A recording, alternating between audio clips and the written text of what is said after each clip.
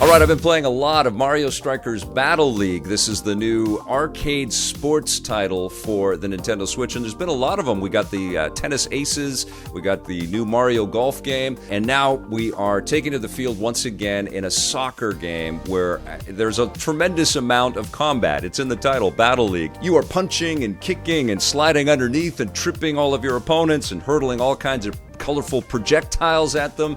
You are devastating your opponents, and that's the way to win in this game. You really want to kind of knock them over and get them out of your way and pull off some cool trick shots. Maybe that power shot move when you're all sparkly, you've been electrified, and you can go to this incredible cut sequence.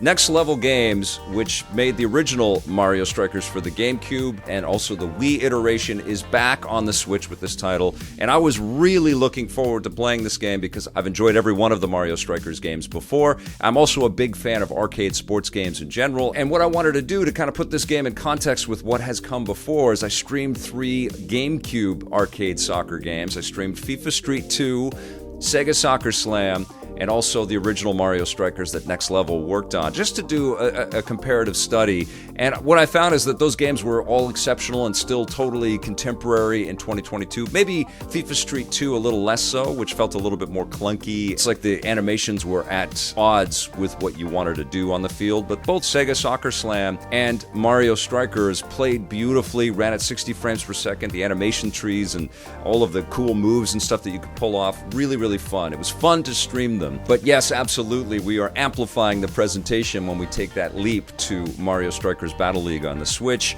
all in beautiful widescreen and HD visuals. There's a lot more fidelity in the animations and all of the work that goes into building all of the different stadium types. There are 5 different stadiums sort of themed around Mario locales and environments that we've seen in the games before. There's also a lot of headbang and hard rockin' music in here, which at first I thought felt a little bit generic, but then it was pointed out to me as I was streaming the game that these are all, you know, like heavy metal versions of classic Mario themes. So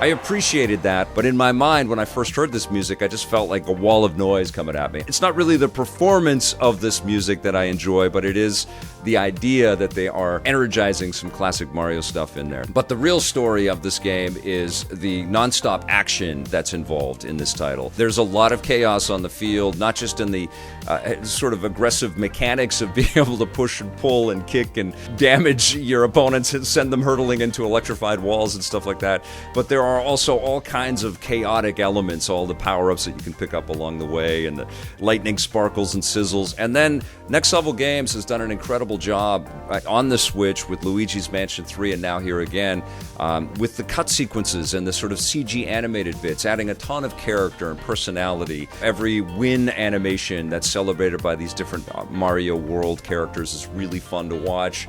Of course, the power shots are incredible, where we go into this kind of comic book panel, you know, hyper accentuated Dragon Ball Z kind of flair, and then the shots end up being giant fireballs. They'll do loop-de-loops, so they'll bounce off of the walls like pinballs, and they'll just knock everybody over, and it's up to the wherewithal of the goalie to kind of contend with the shot that's coming their way, and it's meter-based when you do those power shots. So if you get the reticle right in the center of those different meter spots, you're going to blast right through the goalie, but if you don't, the goalie still has a chance to make the save.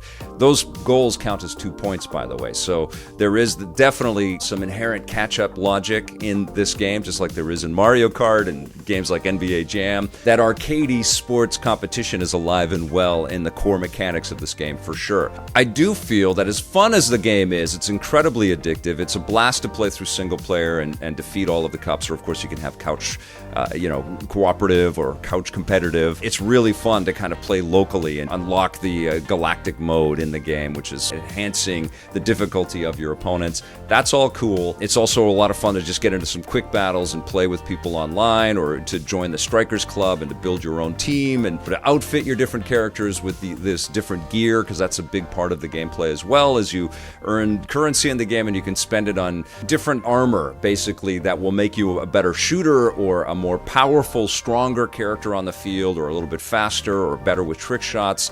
That's all fun to kind of mix and match with all that stuff. But I do feel that there should have been more stadiums and a wider breadth of stadiums, and definitely more characters in this game. Now, I know that Nintendo's philosophy with their arcade sports titles on the Switch is to release these games and then to offer all kinds of extensive DLC to kind of keep these titles in the zeitgeist and to keep people kind of aware that they're out there. And I'm sure every time they make an announcement of new DLC coming out, more sales are made on these games. And I can bet that is the strategy. It's not just release it and forget it. It's release it and support it. But I definitely felt that there should have been more stadiums and a wider breadth of stadiums from across, Nintendo lore.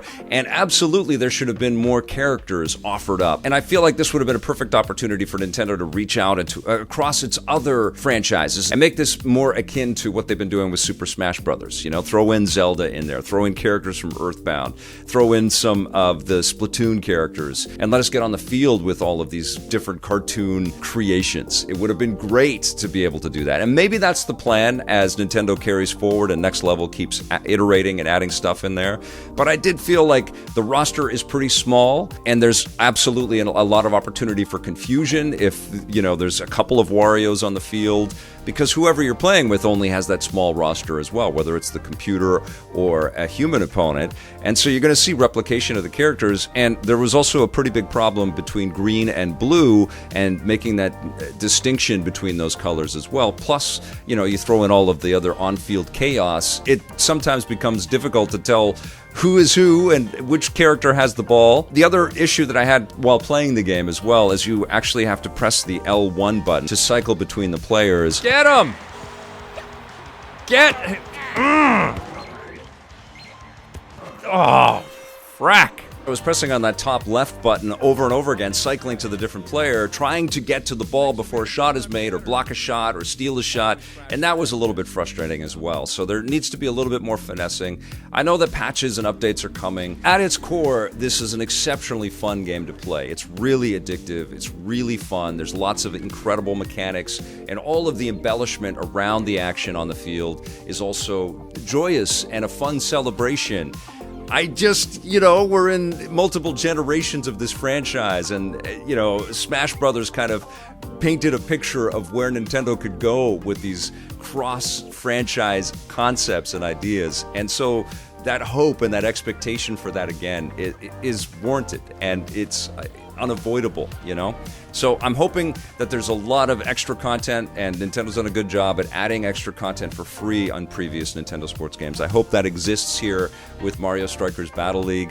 I got asked while I was streaming it if I think that this game is worth picking up, and I do. And one of the reasons why I do think this game is worth picking up is if you look at the eBay pricing on the original Mario Strikers for GameCube, it's a lot of money. It's actually more money to buy that than it is to buy this. So if this looks intriguing to you, and I can definitely tell you that it is a blast, pick up the physical version, because it's likely going to be something that you're going to play for a long time, and it's going to be worth something down the road. But Mario Strikers Battle League, I couldn't help but want a little bit more, and my fingers are crossed that that's what the plan is for this game. I'm going to give it an 8 out of 10.